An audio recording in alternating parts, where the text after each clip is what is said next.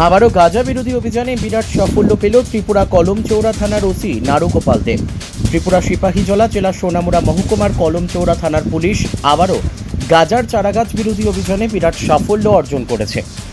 থানার নতুন ওসি নারুগোপাল দেব দায়িত্ব নেওয়ার পর থেকেই গাঁজা চাষের বিরুদ্ধে কঠোর পদক্ষেপ গ্রহণ করা হয়েছে।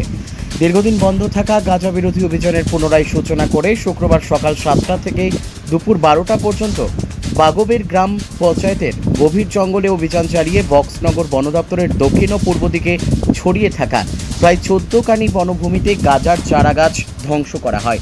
অপরদিকে আইটিআই কলেজ সংলগ্ন কারকাটিলা এলাকায় অভিযান চালিয়ে দুটি গাঁজা বাগান ধ্বংস করা হয়। অভিযানে মোট 9 লক্ষ গাঁজার চারাগাছ ধ্বংস হয়েছে। এই গাঁজা বিরোধী অভিযানে ছিলেন ওসি নারুগোপাল দেব, অসীম ভৌমিক, সাব ইন্সপেক্টর বিশ্বজিৎ দেববর্মা সহ ত্রিপুরা স্টেট রাইফেলস ও পুলিশ বাহিনীর অন্যান্য সদস্যরা। ওসি নারুগোপাল দেব জানান, এই ধরনের গাঁজা বিরোধী অভিযান আগামী দিনেও অব্যাহত থাকবে এবং অভিযুক্ত গাঁজা পাচারকারীদের গ্রেপ্তার করার জন্য পুলিশের তল্লাশি জারি রয়েছে। ত্রিপুরা থেকে বিক্রম কর্মকারের report, crime press Bengal news.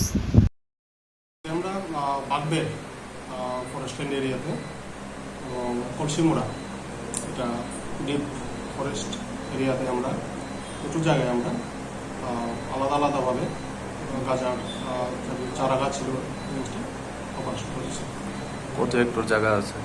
এখানে জায়গা ওখানে 12 থেকে 14 কানি হবে, সব মিলিয়ে দুটো জায়গা মিলিয়ে বলছি আমি। আর অনুমান আমরা 9 লক্ষ চারা গাছ আমরা নষ্ট করে দিয়েছি। এর বাজার মূল্য কত হতে পারে? বাজার মূল্য 20 থেকে 25 লক্ষ টাকা হবে। এই অভিযান কি আর হচ্ছে? কন্টিনিউ, ডেফিনেটলি এটা আমরা কন্টিনিউ করব।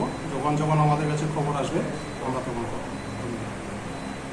কে কে ছিলেন এই অভিযানে? এটাতে অরুণ দেববর্মা সাব ইন্সপেক্টর, শান্তিবাবু Tripura, SI Asim Bhowmik, SI Biswajit Bhowmik, TSR staff, থানার স্টাফ, ওমেন কনস্টেবল সবাই পার্টিসিপেট করেছে।